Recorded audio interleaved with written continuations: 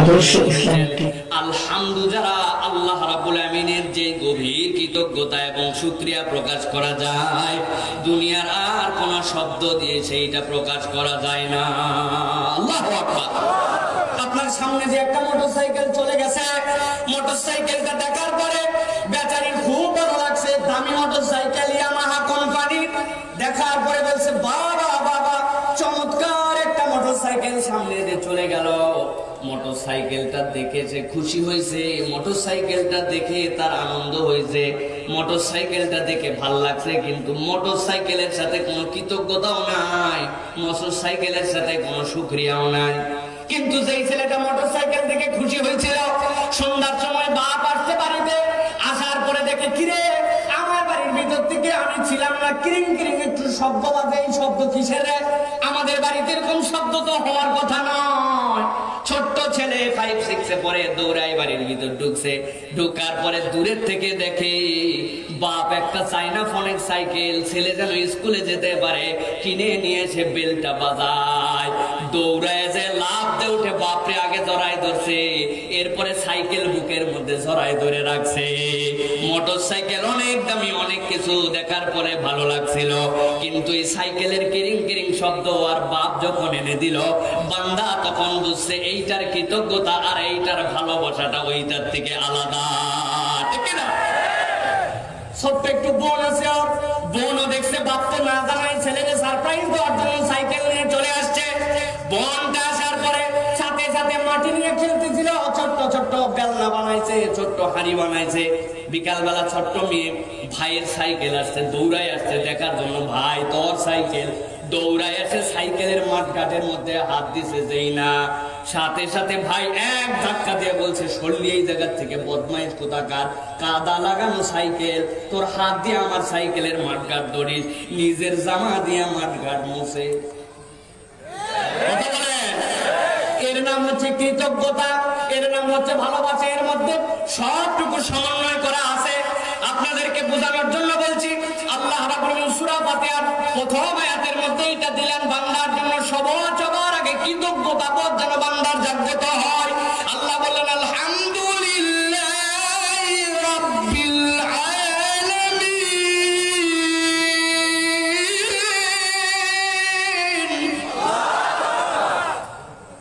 এরপরে সূরা তারওয়ান সংক্ষেপ আলোচনা, সংক্ষেপে বুঝেন আল্লাহ রাব্বুল আলামিন।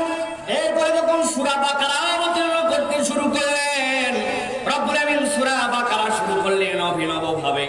আল্লাহ রাব্বুল আমিন আরবের যেই মানুষরা অতি পণ্ডিত, যাদের জ্ঞানের কোনো শেষ নাই, কাবার চত্বরে প্রত্যেকবার হজের আগে আগে অ্যানাউন্স দেওয়া হয়, আরবের যত ভাষাভাষী আরবি যারা জানা আছে, তোমরা একটা করে কবিতা নিয়ে আসবে, রচনা করে কার কত বড় সামর্থ্য দেখা যাবে। কবিতাগুলা সব প্যানেলে জড়ো হয়। এরপরে দারুণ দোয়ায় বিখ্যাত বিখ্যাত কবি যারা আছেন সবাই মিলে পর্যালোচনা করে, করার পরে কাবার ওয়ালের মধ্যে 7খানা কবিতা লটকায় দেওয়া হয়। যার কবিতাটা কাবার ওয়ালে ওঠে, ওই বছরের নোবেল বিজয়ী তখনকার আমলে তার থেকে বেশি সম্মানিত হয়। কত পরিমাণ আরবি জানে তাহলে? কেমন তাদের আরবির জ্ঞান? আমার আল্লাহ রাব্বুল আমিন সূরা বাকারা যখন অবতীর্ণ করলেন, আল্লাহ রাব্বুল আমিনের রাসূল যখন আয়াত অবতীর্ণ হওয়ার পরে মক্কার মানুষের কাছে পড়তে শুরু করলেন আলিফ লাম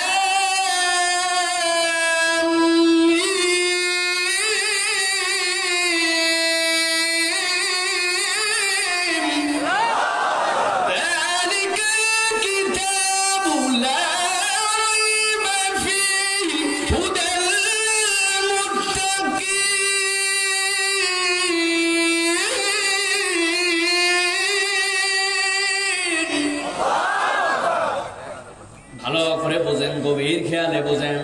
আলিফ লাম মিম, আরে আগে নাই পরে নাই, ব্যাপারটা কি, মানে কি এইটা? একজন আরেকজনের জিজ্ঞাসা করে, লাবিদ জানো নাকি এর মানে? কয় না আমি জানি না। আলিফ লাম মিম, মুহাম্মদ যে বলছে আলিফ লাম মিম, ব্যাপারটা কি? আলিফ লাম মিম দ্বারা কি বুঝাইছে? একজন আরেকজন সবগুলা যখন বেকার হয়ে গেছে, মানে কি জানে না।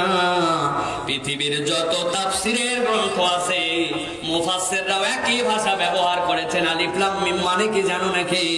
ওয়াল্লাহু আ'লামু বিমুরাদিহি।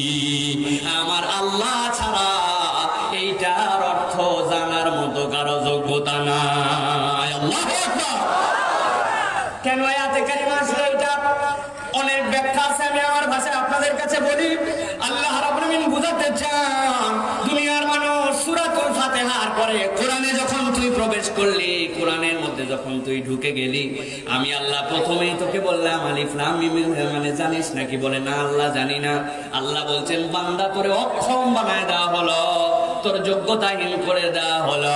আল্লাহ বলছেন কোন মানুষ যদি নিজেকে ক্ষুদ্র জ্ঞান করে, নিজেকে অযোগ্য ভাবে, নিজের কোনো জ্ঞান নাই এটা স্বীকার করে কোরআনে ঢোকে, আল্লাহ সাথে সাথে পরবর্তী আয়াতে তাকে বলছেন তবে তুই নিজেকে স্বীকার করে এমন গ্রন্থের কাছে আসছিস জালিকাল কিতাবুল লা রাইবা ফি, ভুল কারো কাছে আমি আল্লাহ তোরে আনি নাই, এমন জায়গায় নিয়ে আসছি বান্দা যেইটা তোরে হেদায়েত দিয়া দিয়া জান্নাত পর্যন্ত নিয়ে যাবে।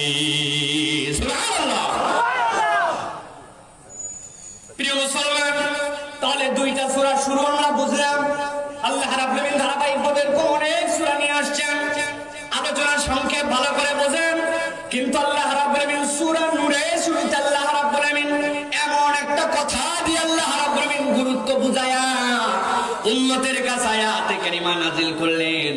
আল্লাহ বললেন আগে আপনি উম্মতের কাছে জানান কোরআনের আর 113টা সূরার মতো এই সূরাটি নয়, আমি আল্লাহ অনন্য কিছু বার্তা দিয়া, অনন্য কিছু নির্দেশ দিয়া, অনন্য কিছু হুকুম দিয়া আমার বান্দার কাছে যেটা অবতীর্ণ করছি, বুঝতে পারলে জাতির জন্য, উম্মতের জন্য, কিয়ামত পর্যন্ত মানুষের জন্য আমার আল্লাহর দেওয়া আলোর দিশা এতে আছে। আমার আল্লাহ রাব্বুল আলামিন বলেন সূরাতুন আনজালনাহা ওয়া ফারাদনাহা ওয়া আনজালনা ফীহা আয়াতিন বায়িনাতিন লাআল্লাকুম তাযাক্কারুন।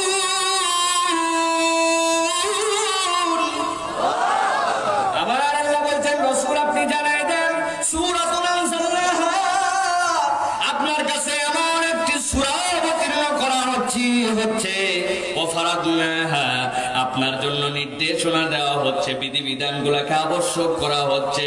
আল্লাহ বলছেন আনজালনা ফিহা, আর এর মধ্যে অবতীর্ণ করা হচ্ছে এমন কতগুলো আয়াতিন বাইয়িনাত, প্রকাশ্য আয়াত, লাআল্লাকুম তাযাক্কারুন, আশা করা যায় তোমরা এর স্মরণে, এর জ্ঞানে, এই হুকুমগুলার বাস্তবায়নে তোমরা বড় বেশি উপকার পেয়ে যাবে।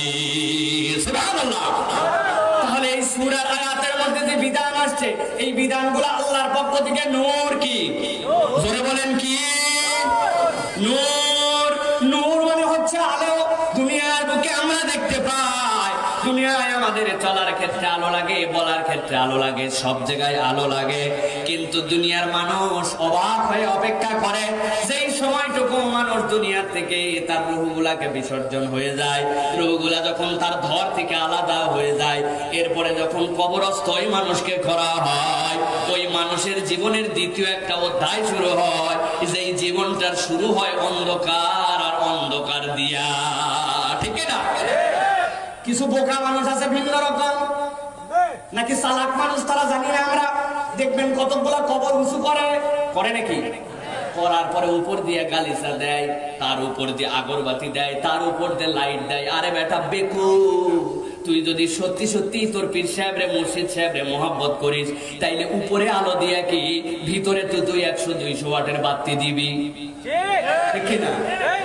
আরে যেই লোকের মাটির মধ্যে শোয়াই দিলি তোর মহব্বত ঠিক থাকলো নাকি? উপরে দিছিস মখমলের চাদর, উপরে দিছিস সুগন্ধ, উপরে দিছিস ঝাড়বাতি, বেটা তুই দিবি নিচে আগে মখমলের চাদর, বছর বছর লাস্ট চেঞ্জ করে নতুন চাদর দেওয়া লাগবে নিচে।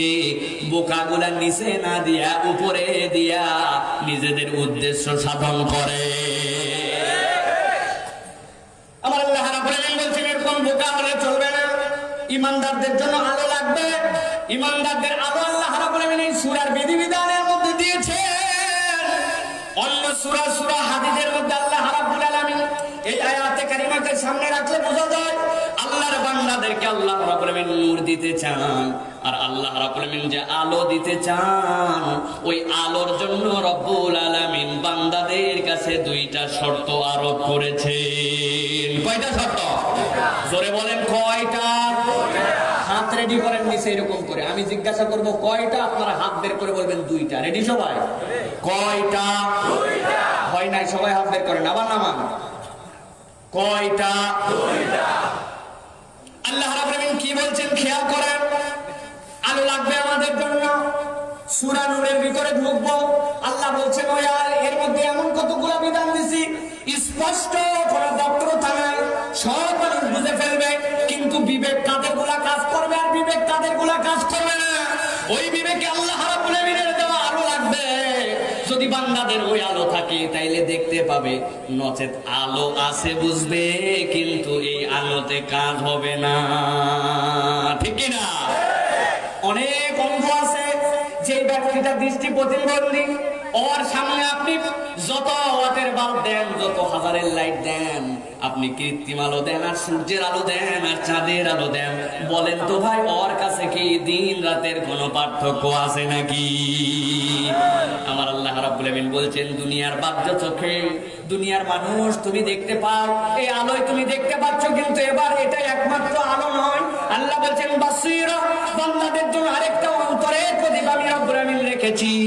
ওই আলোর জগৎ, ওই জগৎটা যদি তোমার উন্মোচিত হয়ে যায়, আল্লাহর এই প্রকাশ্য বিধানগুলোর থেকে তুমি আলো খুঁজে পাবে, নয়তো আল্লাহর বিধানের মধ্যে তোমার বুদ্ধি খাটায়া কিছু সমস্যাও খুঁজে বের করবে। আল্লাহ রাব্বুল আলামিন কি কি শর্ত দিলেন আল্লাহর আলো বোঝার জন্য, আল্লাহর আলো পাওয়ার জন্য? কি শর্ত? আল্লাহ রাব্বুল আলামিন বলেন ইয়া আইয়ুহাল্লাযীনা আমানুত্তাকুল্লাহা ওয়া আমিনু বিরাসূলি ইউতিকুম কিফলাইনি মির রাহমাতিহি ওয়া ইয়াজআল লাকুম নূরা।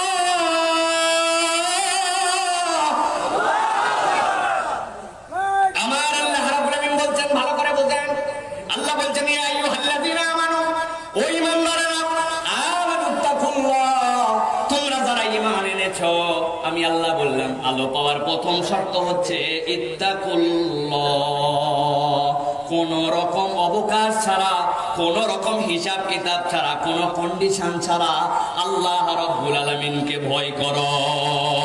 তাহলে আল্লাহর আলো পাওয়ার প্রথম শর্ত হচ্ছে আল্লাহকে ভয় করা। কি করা? আমরা কি আল্লাহকে ভয় করে করি? কম আর বেশি করি, পূর্ণ আর অপূর্ণতায় করি। এই ভয় করা বুঝে করি না বুঝে করি? বলবেন হুজুর এই যে আপনাদের অঞ্চল, এই চুপাইল নাকি নাম, চুপাইল, এই অঞ্চলে রমজান মাস যখন আসে, রমজান মাসে যেই বান্দারা রোজা রাখে নিজে নিজে, বলেন তো রমজান মাসে এখন বড় দিন, রোদের দিন, গরমের দিন, ভাদ্র আশ্বিন মাসের দিন নয়, ওই সময় জ্যৈষ্ঠ মাসের দিন বান্দাদের তৃষ্ণা লাগে, লাগে কিনা? এখন একজনের খুব কষ্ট হচ্ছে, উনি চিন্তা করছে দুনিয়ায় কেউ আমারে দেখতে পায় না, আমি এখন বাথরুমের ভিতরে গোসল যখন করছি তখন ঢক ঢক করে 2 ঢোক মাইরে দিছি। বলেন তো দুনিয়ার কেউ দেখতে পাইছে? পাইছে। কিন্তু ওই লোক কি আদৌ এরকম ঢক ঢক 2 ঢোক মারছে? পুকুরের মধ্যে গোসল করতে গেছে, মধ্যের দিকের পানি এখনো ঘোলা হয় নাই, আপনি মধ্যের দিকে চলে গেছেন, আগের মানুষ তো পুকুর থেকেই পানি ধরে খাইতো। পুকুরের মধ্যে যাওয়ার পর আরে খিদায় ছাতি ফেটে যায়, বুক শুকায় যায়, পানিও তো ভালো আর মন্দ বিবেচনা করার সময় আছে নাকি ভাই? যাওয়ার পরে মধ্যে 2 ঢোক মাইরে দিয়ে চলে আসছে, সারাদিন ফিরি ফিরি লাগে। এইরকম এই অঞ্চলে উইলিংলি রোজা রাখে একজন মানুষও খুঁজে পাওয়া যাবে নাকি? কারণ কি? উনি বলবে হুজুর ওই বাথরুমের ভিতরে আল্লাহ দেখে, ওই পুকুরের মধ্যে ডুব দিয়ে খেলেও আমার আল্লাহ দেখা বন্ধ নাই, ঠিক না? কিন্তু আশ্চর্য হয়ে দেখি এই গ্রামের শুরু থেকে ওই মাথা পর্যন্ত যখন আবার ওই লোকে কন্ট্রাক্টরের কাজ পায়, রাস্তা বানাতে যায়, ওই লোকই পাথরের বদলে খোয়া দেয়, রডের বদলে বাঁশ দেয়, তখন আল্লাহ রাব্বুল আলামিন দেখে না ভাই। ব্যাপার তো মিলল না। তার মানে বোঝা গেল আমাদের ধারণায় আল্লাহ খালি পানি খাওয়ার পরীক্ষায় রাখছে, তাই না? ওই মানুষই আবার যখন অফিসে কাজ করতে গেছেন আপনি, যাওয়ার পরে বলে আমি হাতে খাই না, ডয়ের খুলে দিয়েছে, বকশিস নাম দিয়া, উপহার নাম দিয়ে, উপঢৌকন নাম দিয়া, স্পিড মানি নাম দিয়া নানান ওসিলায় টাকা খায়, হারাম খায়, ঘুষ খায়, ওই মানুষও রমজান মাসে আল্লাহর ভয়ে পানি খায় না। এরকম মুসলমান এই এলাকায় না। রমজানের দিন চাকরি করে, সকাল 9টা থেকে বিকাল 5টা পর্যন্ত ডিউটি। এলাকায় যেহেতু স্কুল এলাকায়, মাদ্রাসা এলাকায়, প্রতিষ্ঠান, উনি চিন্তা করছে মাঠের কাজ আছে, নানান কাজ আছে। 11টা 12টার দিকে যায়, যাওয়ার পরে খাতায় সই করে, সই করার সময় 9টা লেখে। আবার বিকাল বেলা, কষ্টের দিন, ভারী দিন, বিকাল বেলা যখন বের হয় জোহরের নামাজের পরে আর ফেরত যায় না, কিন্তু সই করে আসার সময় লেখে 5টার সময় আউট। মাসের শেষে সকাল 9টা টু বিকাল 5টা ডিউটির ফুলফিল টাকা পয়সা কিন্তু তুলে খায়। ওই লোক কিন্তু রোজা থাকে, গোপনে পানি খায় না। সকালবেলা মুরব্বী কাঁধের মধ্যে কোদাল নিয়ে রওনা হয়েছে। জিজ্ঞাসা করছে, বাবারে এত সকালে আপনি কই যান? কই বাপ বয়স হয়ে গেছে, আগের মতো আর কাজ করতে পারি না, এই জন্য সকালবেলা একটু জমিতে যাচ্ছি, আইলটা খাইতে ফিরবো। সূর্য উঠার আগে টার্গেট মুরব্বীর অনেক সময় ভিন্ন। উনার জমির সাথে যার জমি লাগানো, ওই পারের জমিওয়ালা এখনো আইল কাটতে পারে নাই। উনি আইল কাটার নাম করে সকালবেলা নিজের জমিটা আধা বিঘা একটু ঠেলতে চায়। এলাকায় নাই, একটু কথা বলে আছে কিনা? আমার আল্লাহ রাব্বুল আলামিন এই জন্য বলছেন, ভালো করে বুঝে নাও, ইয়া আইয়ুহাল্লাযীনা আমানু তাকুল্লাহা ওয়া আমিনু বিরাসূলিহি ইউতিকুম কিফলাইনি মির রাহমাতিহি ওয়া ইয়াজআল লাকুম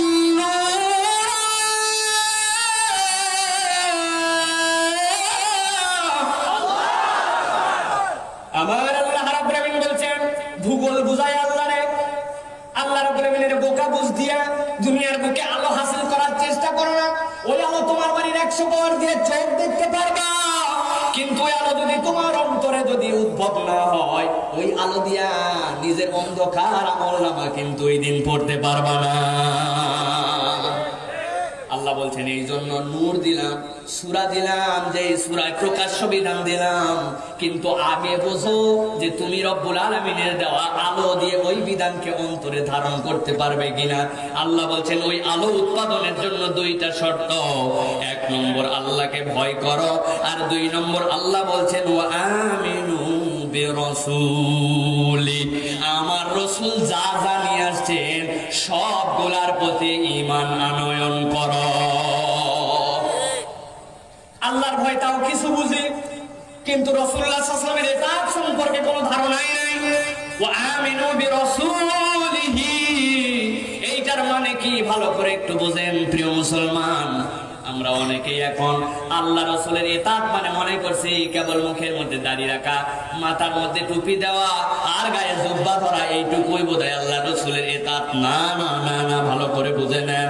আপনার জীবনে আপনার বিধান পালন করার ক্ষেত্রে যতগুলো হুকুম আল্লাহর পালন করবেন আলা তরিকাতে মুহাম্মাদিন সাল্লাল্লাহু আলাইহি ওয়াসাল্লাম, রাসূলের দেখানো পথ এবং পাথে অনুযায়ী যদি না হয়, আল্লাহ বলছেন বিশ্বাস করো, তোমার ঈমান আনার পরেও পূর্ণাঙ্গ মুমিন তুমি এখনো হতে পারো না।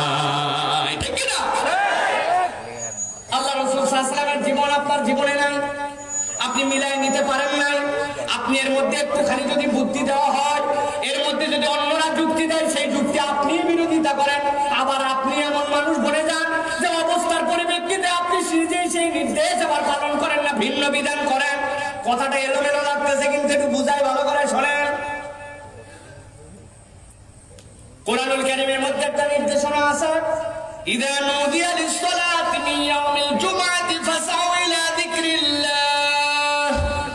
আল্লাহ বলছেন, যখন তোমাদের কাছে জুমার দিনের আযান হয়ে যাবে, কথা বোঝেন, তখন তোমরা আল্লাহর ঘরের দিকে রওনা হয়ে যাও। কি করার জন্য?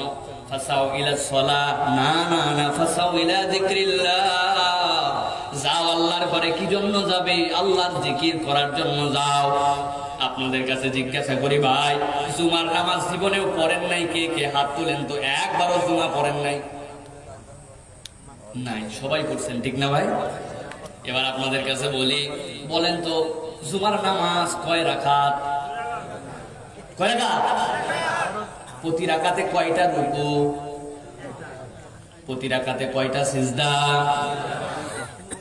এবার জিজ্ঞাসা করে রাসূলুল্লাহ সাল্লাল্লাহু আলাইহি ওয়াসাল্লামের প্রতি যখন আয়াতে কারিমা অবতীর্ণ হলো, হওয়ার পরে রাসূলুল্লাহ সাল্লাল্লাহু আলাইহি ওয়াসাল্লাম তার প্রিয় সাহাবীদেরকে নিয়ে প্রথম জুমার নামাজ পড়লেন।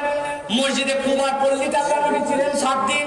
কুবার পল্লী থেকে অল্প একটু খেলে আগায় দেখা যায় মসজিদে জুমা। আল্লাহ নবীর প্রতি আয়াত অবতীর্ণ হলো জুমার দিনে নবীজি প্রথম জুমা পড়লেন। মসজিদে নববীতে প্রথম জুমা নয়, মসজিদের জুমার কাছে প্রথম জুমা। আল্লাহ নবী জুমা পড়লেন। জুমা পড়ার পরের থেকে এই জুমা আপনার আমার প্রতি নির্ধারিত হয়ে গেল।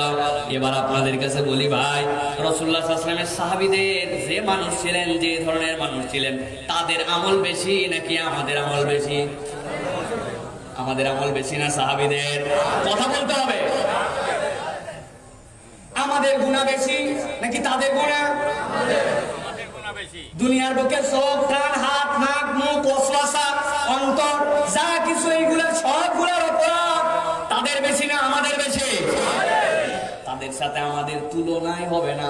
যারা ঈমানের উপরে নবীকে দেখেছেন আর ওই ঈমান নিয়ে কবরে চলে গেছেন, আল্লাহ প্রত্যেকটা বান্দার উপরে রাজি খুশি হয়ে গেছেন।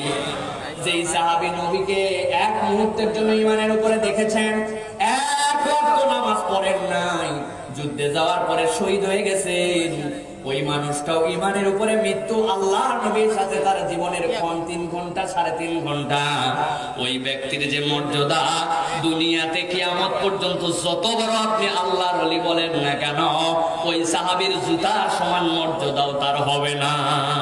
ঠিক কি না? তাহলে আপনারা স্বীকার করছেন আমাদের গুনাহ বেশি, আমাদের অপরাধ বেশি, আমরা নাপাক মানুষ, আমাদের নানান ধরনের ভুল ত্রুটি আছে। আপনাদের মসজিদের খতিব সাহেব ওয়াজ করছে, তাহলে আসেন আল্লাহ নবীর সাহাবীরা সেই সময় তাদের নিষ্কলুষ ছিলেন, তারা ভালো মানুষ ছিলেন। নবীজি তাদেরকে নিয়ে 2 রাকাত জুমা করছেন।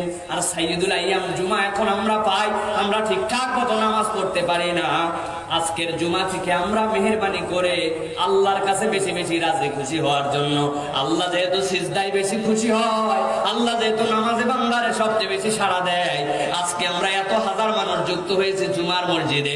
জুমার নামাজ 4 রাকাত পড়ব, আর প্রতি রাকাতে 2টা রুকু দিব, প্রতি রাকাতে 4টা করে সিজদা দিব। বলুন না সকলে সুবহানাল্লাহ, সুবহানাল্লাহ, সুবহানাল্লাহ। আপনারা রাজি হবেন ভাই? জুমার নামাজ 4 রাকাত পড়তে পড়তে রাজি হবেন ভাই? কারা কারা রাজি হবেন না হাত তুলে দেখান দেখি একটু। রাজি নাই আপনারা? কে একজন নাই এখানে রাজি হবে? বলবে হুজুর আপনার এই সকল ভূগোল বুঝার আজগুবি গল্প বাদ দেন। আল্লাহর নবী 2 রাকাত নামাজ দেখায় গেছে, কিয়ামত পর্যন্ত পরিবর্তন করার কোনো লজিকের সুযোগ নাই। নামাজ তোমার 2 রাকাতই থাকবে। ঠিক না? যেই মানুষ এখন জোরে জোরে ঠিক বলতেছে, যেই মানুষ এখন মজবুত করে ঠিক বলতেছে, ওই মানুষ আবার ইবাদত বন্দেগীর মধ্যে এমন কতগুলা পদ্ধতি আবিষ্কার করে, এমন কতগুলা দিবস আবিষ্কার করে, এমন কতগুলা কাজ করে যেটা আমার নবী করেন নাই, সাহাবীরা করেন নাই, বলেন নাই। তখন আবার যুক্তি দিয়ে বলে করলে কি হবে। আসে না ভাই? আসে না? নাম উল্লেখ করে চোখে আঙ্গুল দিয়ে দেখা লাগবে, আরো নিচে নেওয়া লাগবে। উনার কাছে একবার যুক্তি দিবেন মানবে, আরেকবার যুক্তি দিবেন মানবেন না। আমি বলবো যারা আপনারা বসে বসে কোরআন তেলাওয়াত করেন সবগুলো বেয়াদব। কেন জিনা? যুক্তি আছে, দেখেন তো যুক্তিটা মানবেন কিনা। নামাজ যে আমরা পড়ি, নামাজের মধ্যে আমরা সুবহান রাব্বিয়াল আলা পড়ি। এই সুবহান রাব্বিয়াল আলা কি দাঁড়ায় পড়ি না সিজদায় পড়ি? সুবহান রাব্বিয়াল আযীম পড়ি, এইটা কি তাসবিহ? এই তাসবিহটা কি দাঁড়ায় পড়ি না রুকুতে পড়ি? আত্তাহিয়াতু পড়ি, এইটা কি দাঁড়ায় পড়ি না বসে পড়ি? দরুদ শরীফ পড়ি, এইটা কি দাঁড়ায় পড়ি না বসে পড়ি? দোয়ায়ে মাসুরা পড়ি, এইটা কি দাঁড়ায় পড়ি নাকি বসে পড়ি? আলহামদুলিল্লাহি রাব্বিল আলামিন সাথে একখান সূরা যে মিলাই, এইটা কি বসে পড়ি না দাঁড়ায় পড়ি? তাহলে কোরআন শরীফ নামাজের মধ্যে দাঁড়ায় পড়ে, যেই লোক সব সময় কোরআন বসে পড়ে, এটা ঠাট্টা বিয়াদব। দলিল মজবুত না হালকা? মজবুত দলিল তুই বলে হুজুর এই দলিল চলবে না, নবীজিও কোরআন পড়ছে, নামাজেও পড়ছে, বাইরে পড়ছে, আপনি কোনতে ফতোয়া নিয়ে আইছেন? কোরআন পড়লেই দাঁড়ায় থাকা লাগবে, এই কিয়াস সব জায়গায় খাটবে না। আমার নবীর জীবন থেকে দলিল লাগবে। যেই লোক এইটা বলে সব সময় দাঁড়ায় কোরআন শরীফ পড়ে না, ওই লোক নিজের জীবনে এমন আমল করে, এমন প্র্যাকটিস করে, তখন যদি বলা হয় এটা তো নবীর তরিকায় ছিল না, আপনি যে 40 লাগাই দিলেন, আপনি যে এইটা লাগাই দিলেন, সেইটা লাগাই দিলেন, আপনি যে আমল সে আমলের নাম দিয়া বেদাত করতেছেন, আপনি তখন বলে ওই আগের যুগ আর এখন যুগের পার্থক্য আছে, আমরাও কিয়াস মিয়াস করে এইটা পালন করছি। যেই লোক দাঁড়ায় কোরআন পড়ে না, জুমা 4 রাকাত পড়ে না, 1 রাকাতে 2 রুকু আর 2 সিজদার পরিবর্তে 4 সিজদা দেয় না, ওই লোক আবার নবীর বিরোধিতা অন্য আমলে করে, তখন আবার যুক্তি খুঁজে পায়। এরকম মুসলমান এই এলাকায় না। ভালো করে এই জন্য বুঝেন, অন্তরের আলো আগে লাগবে। আল্লাহ বলছেন বাইয়িনা, বিধানগুলো সুস্পষ্ট, কিন্তু সকলের অন্তরে খুলাবে না। যখন বলবো তখন বুঝবেন, বলবো নাকি? আল্লাহ রাব্বুল আলামিন তাহলে বলছেন আগে বুঝে নেন। আমাদের অন্তরের আলো আনার জন্য আল্লাহ শর্ত দিলেন, ইয়া আইয়ুহাল্লাযীনা আমানুত্তাকুল্লাহা ওয়া আমিনু বিরাসূলিহি ইউতিকুম কিফলাইনি মির রাহমাতিহি ওয়া ইয়াজআল লাকুম নূরান তামশুনা বিহি ওয়া ইয়াগফির লাকুম ওয়াল্লাহু গফুরুর রাহিম।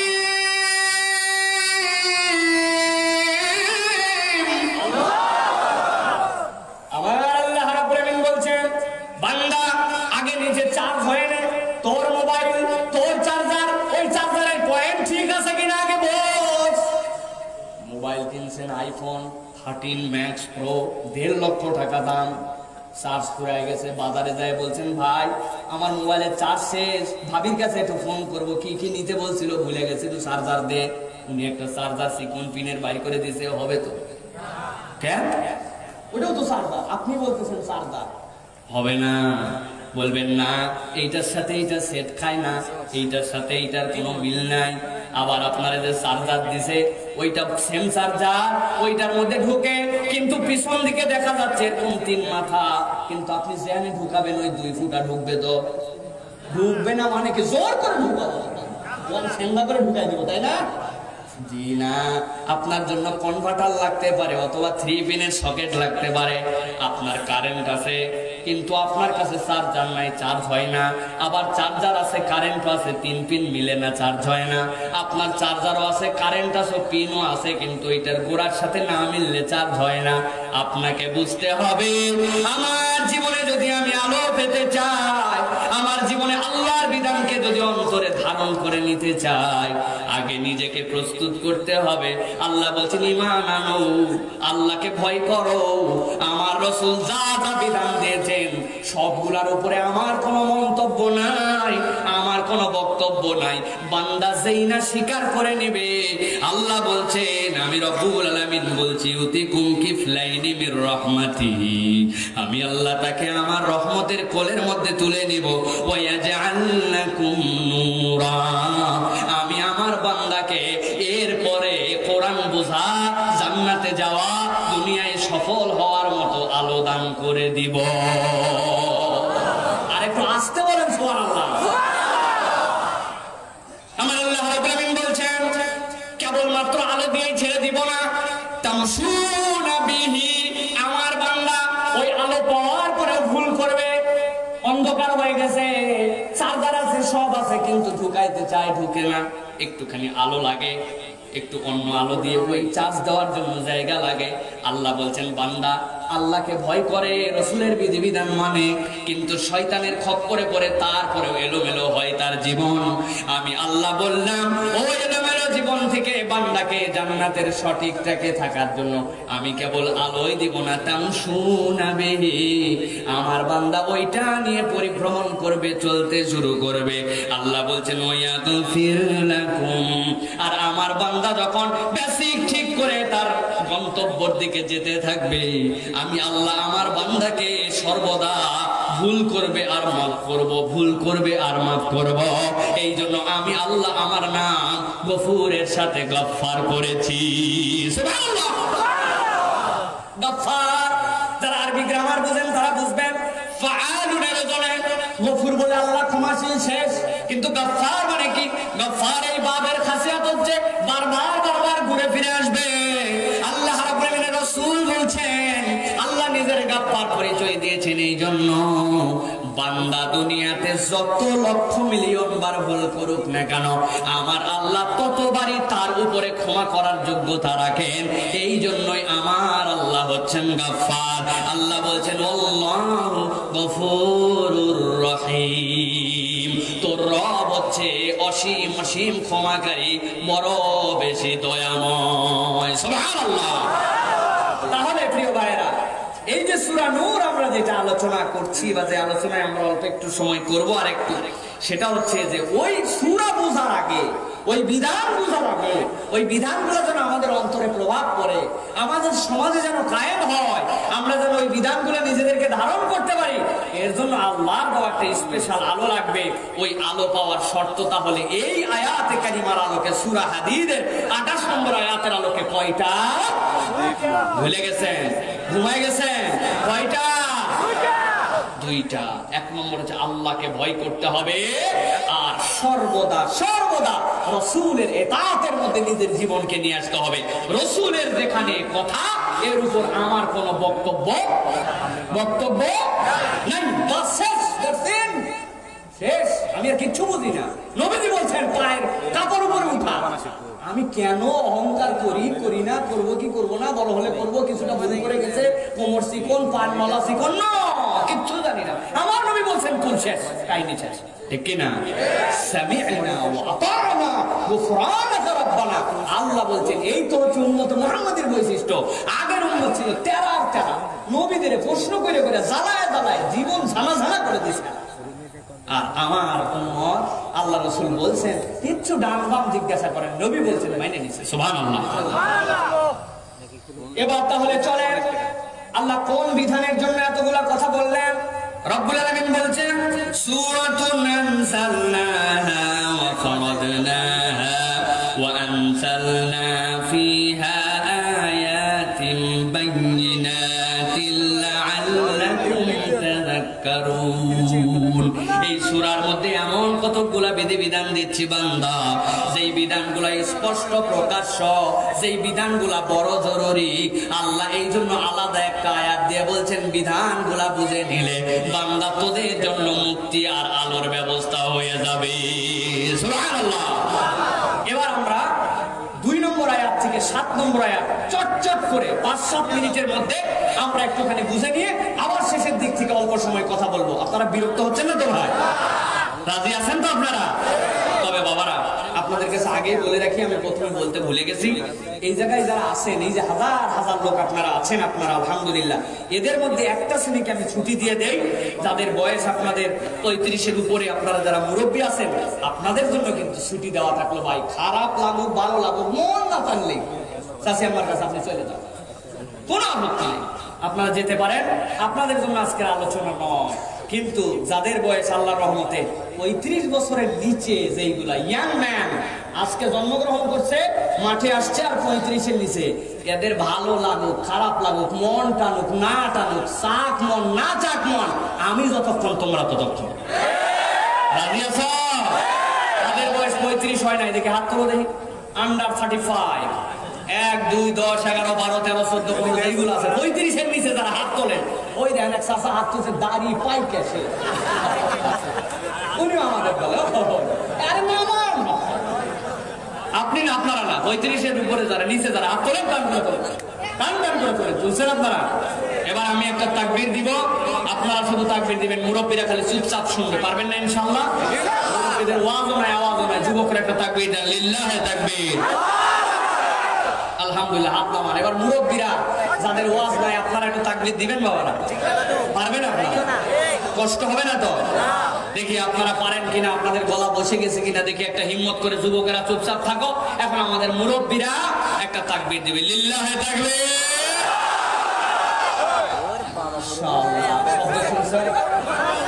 শব্দ শুনছেন আপনারা? আল্লাহু আকবার। এই যুবকরা চিন্তা করছিল চাচারা বোধহয় হাইরা যাবে। হ্যাঁ, আরে আপনারা যাইতে পারেন, ওরা একজনও যাবে না, ঠিক কিনা? এবার সম্মিলিতভাবে একসাথে একটা তাকবীর দিবেন, লিল্লাহি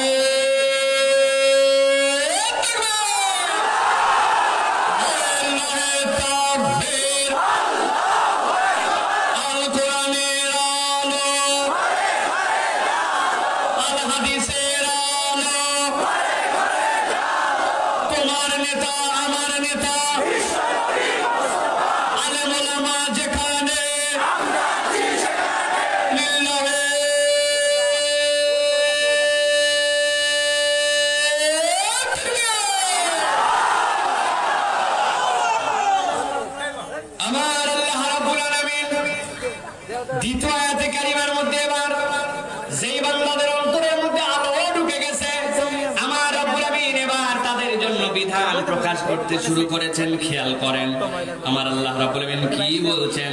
আল্লাহ রাব্বুল আমিন এবার আয়াতে কারিমার মধ্যে বলছেন, আস-সানিয়াতু ওয়াজ-জানি ফাজলিদু কুল্লা ওয়াহিদিম মিনহুমা মিয়াতা জালদা ওয়া লা তাখুযুকুম বিহিমা রাআফাতুম ফি দীনিল্লাহ। আমার আল্লাহ বলেন আমি আল্লাহ রাব্বুল আমিন বিধান কায়েম করে দিলাম। সমাজে যদি শান্তি চাও, দুনিয়ায় যদি একটা আদর্শিক সমাজ প্রতিষ্ঠিত করতে চাও, চারিত্রিক সমাজ প্রতিষ্ঠিত করতে চাও, সানা থেকে শুরু করে নিয়ে হায়দ্রাবাদ পর্যন্ত হাজার হাজার কিলোমিটার হেঁটে যাবে। আমেরিকার ওয়াশিংটন ডিসি থেকে শুরু করে নিয়ে ওই কাশ্মীর পর্যন্ত দৌড়ায় দৌড়ায় একটা মেয়ে চলে যাবে। তারপরেও যদি নিরাপত্তার একটা সমাজ প্রতিষ্ঠিত করতে যাও, আমি আল্লাহ তোমাদের জন্য একটা দণ্ডবিধি দিলাম। আল্লাহ বলছেন, আস-সানিয়াতু ওয়াজ-জানি, জিনাকারী পুরুষ আর মহিলা যদি হয়, ফাজলিদু কুল্লা ওয়াহিদিম মিনহুমা মিয়াতা জালদা, আমি আল্লাহ হদ দিয়ে দিলাম ওদের বিচার করার জন্য পিঠের মধ্যে 100টা করে বেত্রাঘাত লাগাও। এই বিধান দিয়েছেন কে? এই বিধানের উপরে কথা বলার কারো অধিকার আছে, কিন্তু এই বিধানের উপরে কথা আছে কিনা? বলে ইসলাম মধ্যযুগের ধর্ম। যদি কেউ ইসলামকে কটাক্ষ করার জন্য, ইসলামের কোন বিধিবিধানকে বিরক্ত করার জন্য, ইসলামের কোন বিধিবিধানকে আল্লাহ এবং তার রাসূলের উপরে পণ্ডিতি খাটানোর জন্য ইসলামকে মধ্যযুগীয় বলে, আল্লাহর এই বিধান নিয়ে একটুকু কথা বলে, আপনি হাজার রাকাত নামাজ পড়েন, প্রত্যেকবার মক্কায় হজ করেন, আপনার ঈমান এখনো পূর্ণ হয় না। বলে এতক্ষণ পর হুজুরের চিনে হালাইছে, হুজুর কোন দলের? এর আগে মনে করছিলাম হুজুরের দল নাই, এখন দেখে হুজুর মুখ দলের। আগামীবার মাহফিল কেমনে হয় দেখবো। আমরাও বলতেছি কিয়ামত পর্যন্ত এই ময়দানে মাহফিল না হলে সমস্যা নাই, কিন্তু আপনি যদি কবরে আটকায় যান, আপনাকেও আল্লাহ কিন্তু কোন দিন পর্যন্ত দেখবে ওই দিন বলে দেয় না।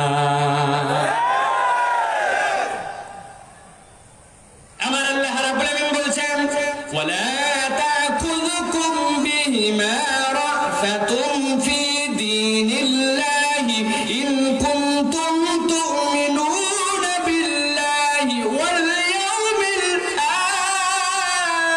আখির। আমার আল্লাহ বলছেন, আমি জানি মানবের অন্তর নরম, মানবের প্রকৃতিগতভাবে মানুষ মানবিক। পৃথিবীতে শক্ত মানুষের সংখ্যা কম, পৃথিবীতে নরম মানুষের সংখ্যা বেশি, ঠিক কিনা? পৃথিবীতে দয়াওয়ালা মানুষ বেশি না শক্ত মানুষ বেশি? দয়াওয়ালা মানুষ বেশি। আল্লাহ মানুষকে মানবিক হিসাবে সৃষ্টি করেছে। যেই মানুষটা বিচারকের ক্ষেত্রে অনেক স্ট্রং, অনেক শক্ত শক্ত কথা বলে, দেখলে মনে হয় এত বড়। এরকম শক্ত সামর্থ্য আমি নিজের জীবন দিয়ে দেখেছি। হজে গেছি, হজে যাওয়ার পরে আপনাদের আমাদের একটা কথা প্রচলিত আছে, নিগ্র কালো যেই মানুষগুলো আছে, এই মানুষগুলা দেখলে আমাদের মনে হয় এরা বোধহয় খুব শক্তিশালী, খুব শক্ত, খুব রাফ অ্যান্ড টাফ, বলে না? হজ করে আসার পরে লোকজন বলে কান্দের উপর দিয়ে চলে গেল, লাঠি দিয়ে চলে গেছে, এমন জুতা দিছে, অবস্থাই খারাপ। বিশ্বাস করেন ভাই, ওই মানুষগুলার সাথে মিশেছে পৃথিবীর প্রায় 30 থেকে 35টা দেশের মানুষের সাথে আলাদাভাবে মিশছি, কম বেশি 6-7টা ভাষায় কথা বলতে পারি জন্য এই মানুষগুলার সাথে মিশে মিশে দেখছি। একদিন হারাম শরীফের বারান্দায় আসছি, আসরের নামাজ চেষ্টা করতেছি, দৌড়ায় দৌড়ায় মাকাবের ভিতরে ঢুকে যায় পড়বো, কোনোভাবে বাহিরে নামাজ পড়া যাবে না। সারা জীবন তো বাহিরে বাইরে দেখে দেখে নামাজ পড়ি, নামাজ পড়বো ভিতরে যাতে করে আল্লাহর ঘর দেখে দেখে নামাজ পড়া যায়। টার্গেট যাওয়ার সময় দেখি একটা লম্বা 6 ফিট 5-7 ইঞ্চি লম্বা হবে নাইজেরিয়ান, এরকম ফিগার, সুন্দর চমৎকার। হঠাৎ করে দেখি ওই জায়গায় আস্তে করে বসে পড়লে, এরপরে শুয়ে পড়লো, মুখ দিয়ে দেখি একটু ফেনার মতো বাড়াইছে, সাথে ওনার ওয়াইফ সম্ভবত বোঝা যাচ্ছে, লম্বা একটা হিজাব পরে, পা পর্যন্ত হিজাব। ওই মহিলার কি করবে হতভম্ব। আমার গায়ে তো দেখতেই পাচ্ছেন কিরকম শক্তি, বুঝতে পারতেছেন তো না? আরো 5-7 বছর আগে আরো কিছু ছিল না, এখন তাও কিছু হয়েছে। ক্যামেরা ফেসটা একটু ভালো, ওই জন্য অনেক লোক কই এত শরীর খারাপ, মানে শরীরই আমার এরকম। এদের ক্যামেরার জোর খুব ভালো জন্য খুব এমন চকচকা বানাইছে আমার, লোকজন চিন্তা করছে হুজুর কি নাকি দেখার পরে এটারে গুনে কেউ। তখন আরো খারাপ, এক পাকিস্তানি আসছে আমার পাশে, কয় হারাম শরীফের ভিতরে একদম বাচ্চা ভাত গেটের ভিতর থেকে মুস্তাশফাল আম আছে, ভিতরে ছোট্ট একটুখানি হাসপাতাল আছে, এমার্জেন্সি যেন নিয়ে যাওয়া যায়, ট্রিটমেন্ট দেওয়া যায়। কয় দোস্ত ধরো, ইসকো পাকড়ো। আমি তো বললাম যে ধরি, বেচারি কি অবস্থায় আছে। এক হাত দিছি বগলের নিচে, আর এক হাত পায়ের নিচে, দেওয়ার পরে দেখি আমি বসে যাই। কিন্তু দেখি স্বীকার করা যায়, তবে কি বাঙালির ইজ্জত থাকে। টান টান করে মাজা শক্ত করে 2 জন মিলে ধরে নিয়ে যাচ্ছি। লোকটা এত শক্ত, কিন্তু দেখলাম এখানে পড়ে যাওয়ার পরে সাথে সাথে তার স্ত্রীটা যায়, চোখ 2টা দিয়ে দর দর করে পানি পড়তেছে। ভিতরে নিয়ে গেলাম, যাওয়ার পরে ডাক্তার দেখলো, দেখে বলছে মানুষ কিলা লাবাস, কোনো চিন্তা নাই, কিছুই হয় না, চলাফেরা অনেক করছে, তাও অনেক করছে, শরীরের থেকে তার পানির ঘাটতি হয়ে গেছে। হালকা একটা স্যালাইন খাওয়াই দিয়া, গ্লুকোজ একটু গুলাই দিয়ে, গায়ের মধ্যে একটা কি ইঞ্জেকশন দিয়ে দিল, সাথে সাথে ছেলেটা আবার হেসে দিল। আমরা যে তারে কোলে করে নিয়ে গেলাম, আমরা এখানে শোয়ালাম, তার স্ত্রী আমাদেরকে একবার থ্যাংক ইউ বললো না, একবার শুক্রিয়া বললো না। কিন্তু মেয়েটার 2টা চোখ দিয়ে যেমনে পানি পড়তেছে, এমনি কোনো কৃতজ্ঞতার পানি পড়তে দেখি নাই। তার মানে শক্ত হইলেই আর মজবুত হইলেই এই মানুষগুলা রাফ এন্ড টাফের কম বিষয় নয়। মানুষকে আল্লাহ আন্তরিক এবং নরম হিসাবে সৃষ্টি করেছে।